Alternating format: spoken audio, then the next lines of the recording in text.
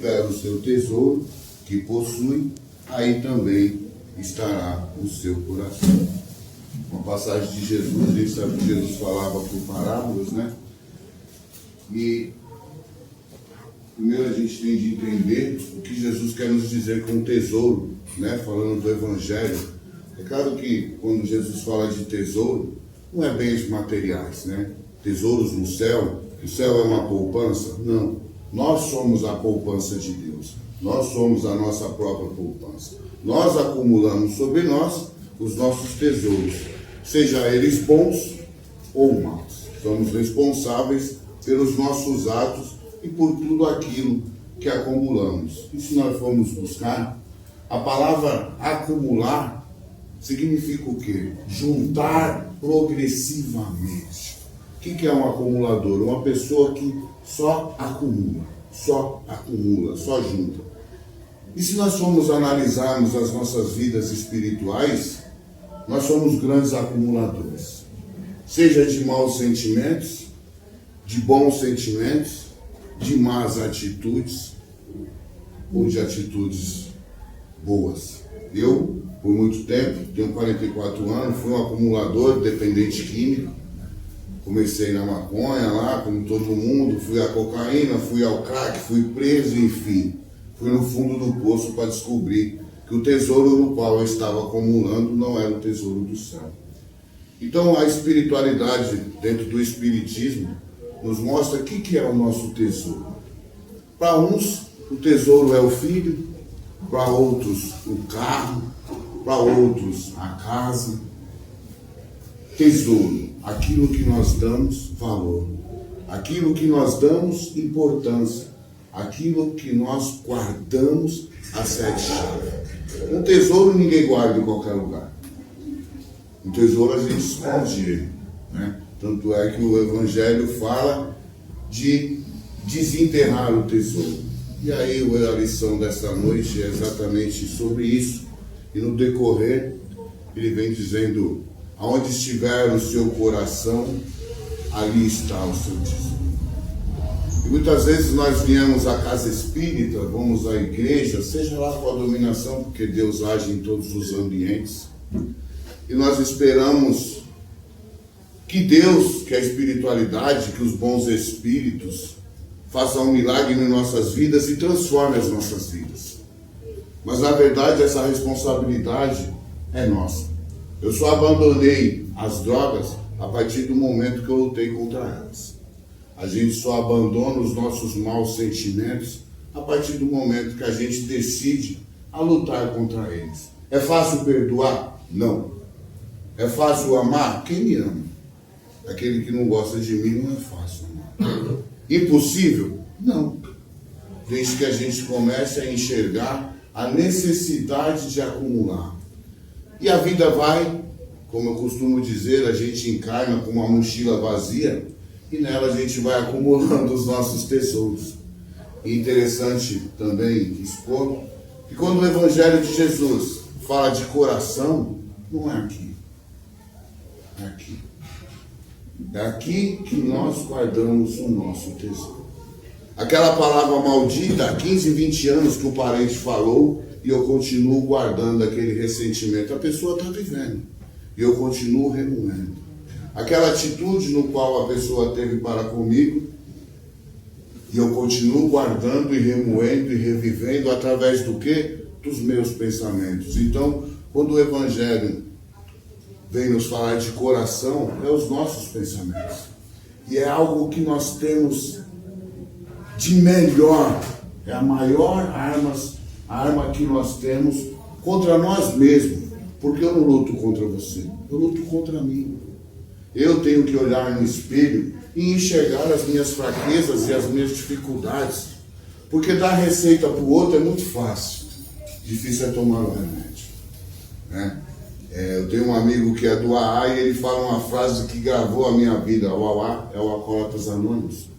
E ele fala: César, palavras comovem, atitudes convencem. E nós temos esse dever de nos transformar. Nós estamos encarnados nesse plano exatamente para isso. Essa é a nossa melhor encarnação. claro que tudo tem consequência. Hoje, graças a Deus, me transformei, mas se eu não continuar acumulando os meus tesouros e fazendo a manutenção daquilo que é necessário, bem em breve eu vou voltar de novo no mundo das drogas. Porque é lá que estava meu tesouro. É lá a minha fraqueza. O alcoólatra, quando passa na frente do bar, a boca dele saliva. Assim como muitas vezes, quando eu sinto o tragar de um cigarro num momento de nervoso, a minha boca saliva também. Porque o meu coração, a minha tendência do meu espírito ainda está ligada àquela condição. Eu acumulei mais de 20 anos no mundo das drogas. E não é um simples momento que vai me transformar. É manutenção, todos os dias. Então, exatamente a pergunta hoje é: onde está o nosso tesouro? Aonde está o meu pensamento? Quando nós entramos na sala do passe, com quem eu me ligo? O que eu peço? Porque os irmãos que estão no passe não operam milagre. O milagre está em você. Ontem na aula eu conversava com a Sara, tinha um padre em São Paulo, me fugiu o nome dele, ele fazia umas pílulas e muitas pessoas se curaram, que era um papelzinho que ele escrevia, mas quem ele curou? Não, foi a fé das pessoas. Sim. E a gente acompanha o Evangelho de Jesus, todas as vezes que Jesus curou, qual que foi a frase de Jesus? A tua fé te curou. Nós só somos curados quando nós damos o passo para que isso aconteça. Nós só nos transformamos quando isso acontece. E por que eu não me transformo? Porque é difícil. A coisa mais difícil é mudar a nós mesmos. Nós nunca estamos errados. Quem está errado é a esposa, é o marido, é a vizinha, é o primo, é com quem eu tive desavença. Eu nunca levei uma palavra de ofensa para ela e ela me falou aquilo. Nós sempre nos vitimamos. Nós não temos a capacidade de enxergar em nós o agressor. Somos sempre o coitado da história. E na verdade não somos. Nós agredimos, nós pensamos. E o pensamento é força criadora. Primeiro eu penso, depois eu desejo e depois eu acabo agindo. O suicida, estou lendo Memória de um Suicida, ele não chega lá, pega o revólver, pum, se mata. Primeiro ele pensa: a situação está difícil, o que eu vou fazer? Os espíritos inferiores aproveitam da situação e buzinam na orelha dele. Se mata, cara. E aí ele começa a pensar: pô, eu acho que isso é a solução. Eu vou me matar. E ele começa a pensar. Depois que ele pensou, ele começa a desejar aquilo. Ele começa a desejar a morte. Isso é um processo. Não é da noite para o dia. E depois ele toma a atitude e se mata. Nós somos a mesma coisa. Nós pensamos, desejamos e agimos. Então é necessário nós pensarmos com o nosso coração: aonde eu tenho posto o meu tesouro? Aonde está o meu valor? Será que vale a pena carregar na minha mochila o peso daquela ofensa por tantos e tantos anos? É difícil, né, amiga, superar as coisas.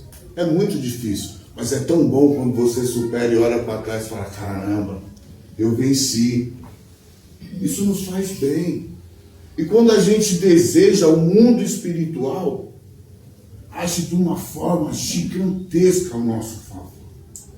O mundo espiritual não interfere nas nossas escolhas, do lado positivo.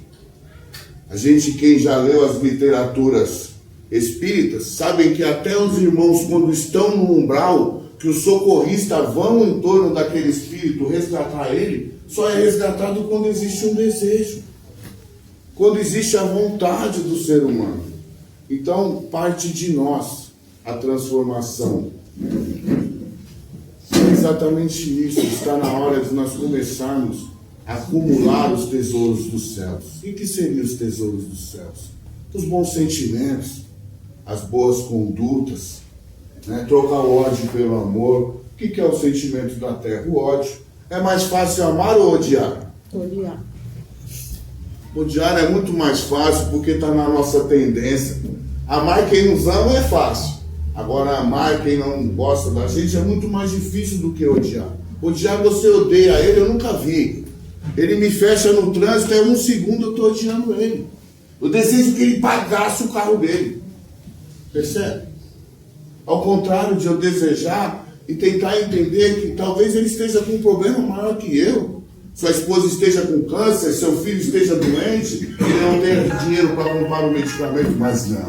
Ele não tem o direito de me fechar. Mas eu tenho o direito de amaldiçoar as pessoas e desejar aquilo. E o que acontece? Emanamos para o mundo e recebemos aquilo que emanamos. É lei de atração. Quando nós pensamos, nós plasmamos, nós criamos. Como que os espíritos inferiores nos acham? Através dos nossos pensamentos. Quando eu estou na bad, né?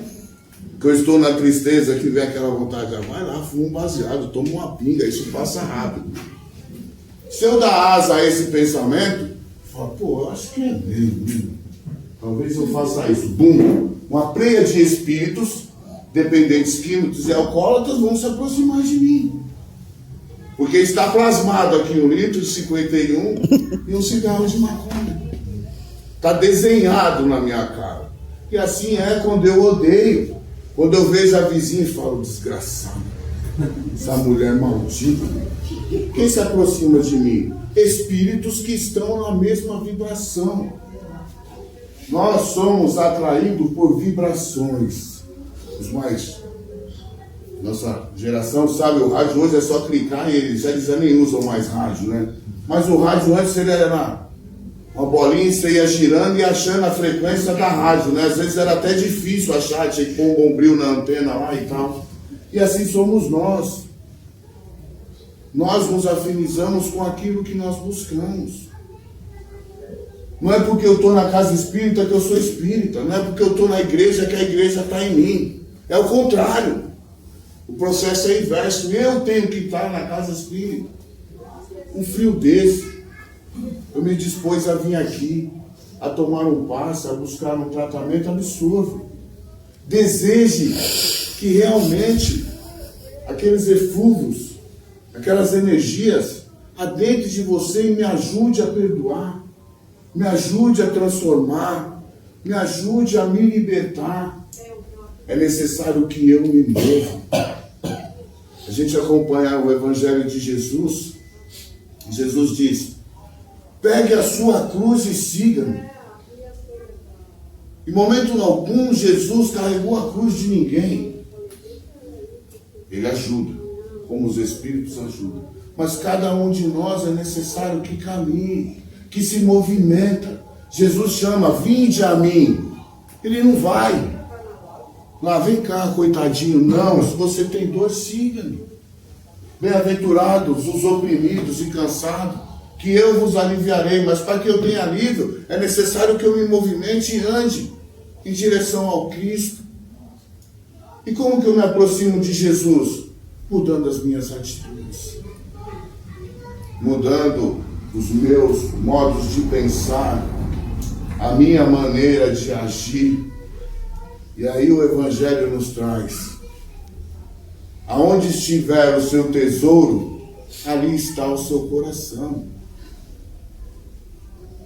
O que nós temos pensado? O que nós temos desejado? Quando eu saio desta casa, ou antes de chegar nessa casa, o que eu pensei? Eu tenho buscado me transformar. A encarnação está passando muito depressa.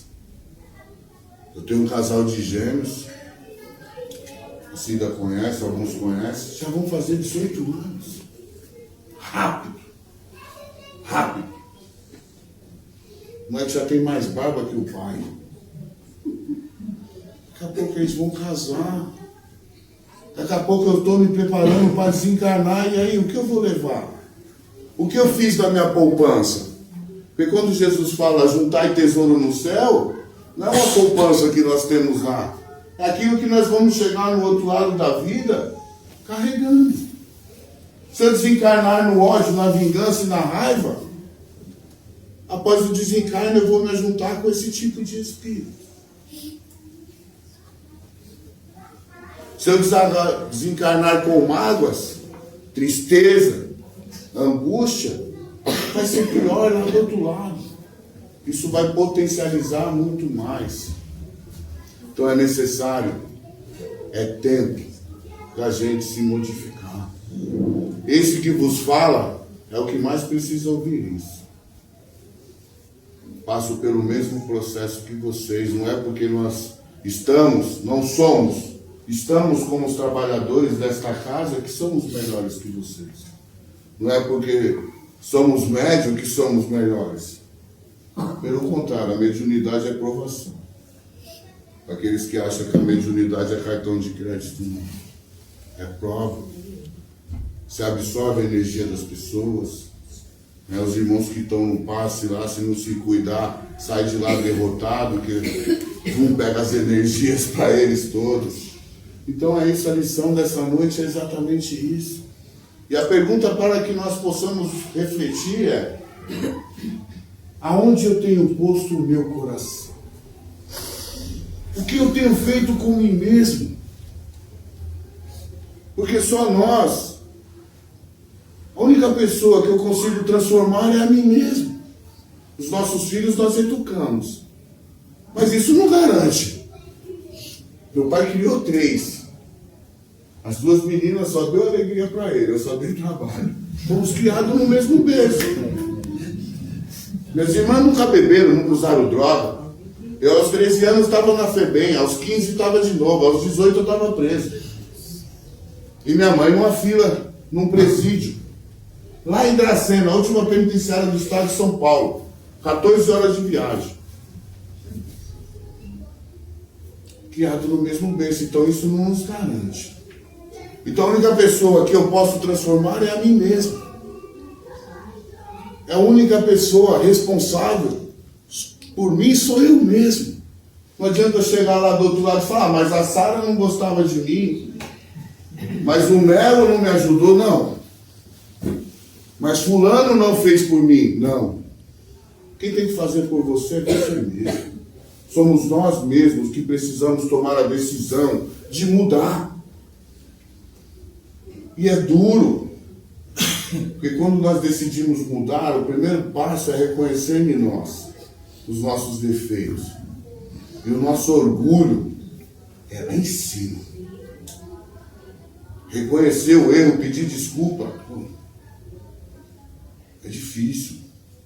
E às vezes você tem que reconhecer isso. Eu tenho transporte escolar hoje. Trabalho com um monte de criancinha, não barato, né? Espiritualidade. E às vezes eu erro. Ei, tio, vacilou, passou a casa da criança, né? Pô, obrigado, valeu. A internet oscila, né? Na idade da gente começa a oscilar. Tá vacilando, né, tio? Tô. Reconhecer o erro. Isso é uma coisa simples, né? Às vezes o filho com 17 anos senta o pai, catraca, eu falei, e aí, pai? Você vai continuar agindo dessa forma? E cobra, hein? Minha filha hoje é evangélica. Eu falei, e aí, pai, você não é espírita? O evangélico pode errar, nós espíritas não. Então, aonde nós temos posto nosso coração? O que nós temos guardado dentro dos nossos corações? Vale a pena subir uma montanha com essa mochila pesada? Se a gente pode aliviar o peso, mudar a minha trajetória, caminhar mais leve, né? A vizinha, quanto mais eu odeio, mais eu encontro com ela, né? É incrível isso, né? Quanto mais a gente não gosta de uma pessoa, mais a gente se trumbica, né? Pega o ônibus junto, só não pega o mesmo Uber porque não dá as 2 chamadas, mas se for aquela compartilhada, vai sentar um do lado do outro. E aí quando a gente começa a mudar esse tipo de atitude, fala, pô, a vizinha até que não era tão chato, acho que o chato sou eu. E realmente nós somos chatos, somos cri-cri. Nada pode com nós, né?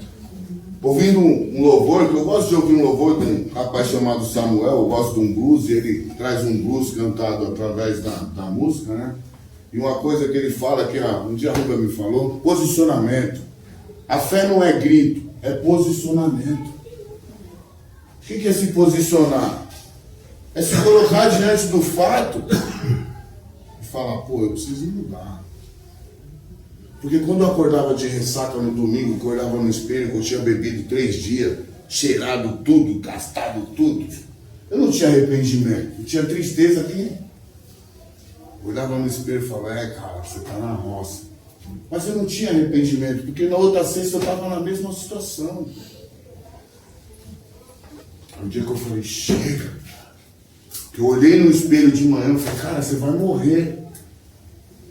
Eu preciso mudar. E eu entrei no chuveiro e chorei. E clamei a espiritualidade, me ajuda. As coisas começaram a fluir. Mas eu não deixei de ter vontade de usar droga naquele momento. Foi dias tenebrosos na minha vida. Mas aí eu fui buscar.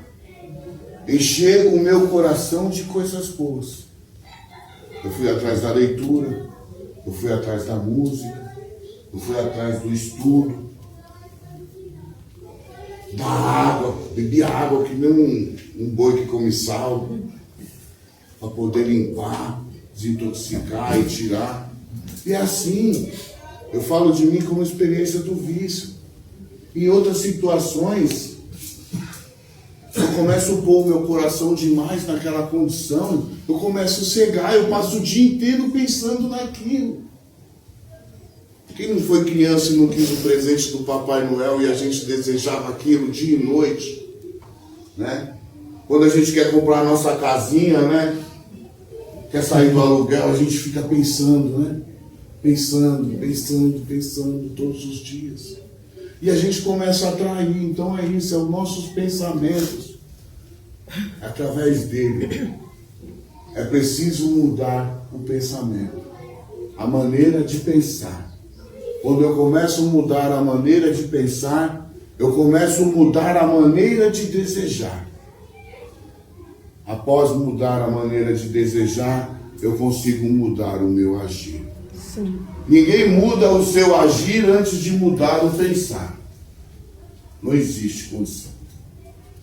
Eu não consigo agir de uma forma e pensar de outra. Então, quando nós mudamos o nosso pensar, nós começamos essa transformação. E aí, exatamente isso. O que estamos acumulando sobre nós? E a vida começa a ficar pesada. Começa a ficar difícil. Aí você encontra o irmão, como é que você está? Tá difícil. Aí você encontra o outro, como é que você está? Tá impossível. Porque tem gente que é assim, nunca está bem, né? Mas por quê? Por culpa dele.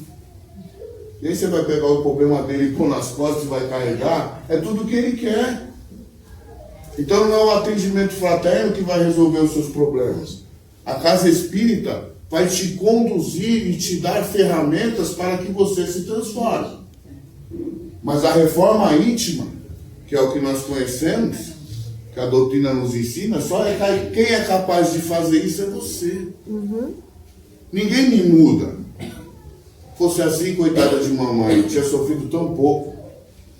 Porque ela orava 24 horas de joelhos, rezou demais. Só quem me transformou fui eu. Só quem pode te transformar é você mesmo. Com certeza. E é exatamente dessa forma. Mudando o pensar para mudar o desejar, para mudar o agir. Cuidemos dos nossos corações, amados. Somos responsáveis pelas nossas escolhas. E não me alegra saber que eu perdi 20 anos da minha vida. Não te recupera. Não me alegra. Serviu de lição, serviu de lição. Eu troquei o meu lar, onde eu tinha uma cama quente, para morar na rua. E é o que a gente vê nossos irmãos no crack. E nós largamos o pau neles. É o desejo deles, é a escolha deles, sim. Mas a droga tem um domínio gigantesco sobre nós. Assim como o ódio, assim como a vingança, como a raiva, como a angústia, como a tristeza, que acaba com a sua vida te levando à depressão. E começa simples, tá? A gente começa a se fechar dentro de nós mesmos. Porque o meu pensar é só tristeza. E a vida é bela, tem muita coisa boa. Deus é maravilhoso. Ontem estudávamos sobre o milagre, né, mãe? E às vezes nós queremos milagres, não existe milagre. O que é o milagre? É o impossível aos nossos olhos. Eu sou um milagre. Para minha mãe eu sou um milagre. Sim. Porque era impossível um cara naquela condição se transformar no que é hoje. Para nós também. Né? Ela fala porque a gente já trabalhou junto na mesma casa. Conhece a minha trajetória, sabe quanto eu bati a cabeça na parede. Você é meu orgulho. Então, Nossa. o que é o milagre? É exatamente isso. Todos nós somos um milagre. Que possamos, a partir dessa noite, desejar essa transformação, mudar os nossos pensamentos. Eu vim para a casa espírita, esquece o celular, esquece o ódio, esquece a tristeza. Busca a Deus, fala, eu preciso, me ajuda. O problema é a vizinha, não é a vizinha, o problema é o Senhor me ajuda a compreender o porquê dessa energia, dessa raiva que nos mexe, que faz mais mal para você do que para ela. Percebe? Quem a gente odeia não está nem aí para nós. Às vezes nem sabe que a gente odeia a pessoa. Ela segue a vida dela e quando você vê ela, você passa o dia todinho mal. E a pessoa está e você está lá, bobão, sofrendo, remoendo, enchendo sua mochila de peso. Aí chega no fim da noite, é pesadelo, não dorme, é insônia, aí vai atrás de medicamento. A maior causa da falta de sono é espiritual. Né, sim? Quando afetam a gente, que a gente fica naquela condição, você perde o sono, você perde o equilíbrio, você perde tudo. Com certeza. É normal? Normal. Cair é normal, errar é normal. O que não é normal? Eu continuar no erro, eu continuar caído. A diferença está, eu sinto raiva? Sinto. Quanto tempo essa raiva domina o meu coração? Ah, hoje dominou o dia inteiro, então amanhã vai dominar só meio-dia. Depois de amanhã vai dominar só 4 horas. Depois de amanhã vai dominar só 1 hora. Percebe que a gente não extingue os maus sentimentos da noite pro dia? É até 8h30 a preleção? Se deixar, ele vai. Se deixar, eu vou até às 10. Então é exatamente isso. As coisas não acontecem da noite pro dia como a gente quer, o milagre. Porque seria fácil, eu tomo um passe lá, sento lá na sala de passe. Não quero beber mais, igual fazia um monte de vezes. Aí tá dando passe, eu tô só de meia folha, vai, termina logo. Não absorve nada. E depois estudando e ampliando a mediunidade, eu trabalhei em outra casa na câmera de passe, quando você entra lá, que você não se conecta, que você não se doa, que você é assistido, que eu assistido, não abre o coração, as energias baixam em você igual você está com uma capa de chuva. Ela escorre. Você não absorve nada. Porque é o passista? Não, é você. Exatamente. Você não permitiu que as energias adentrassem o seu coração. Você não deu espaço para que isso aconteça. Então, amados, busquemos isso, a mudança dos nossos corações. Só vai trazer bem para nós. A doutrina nos ensina que só nós podemos nos transformar.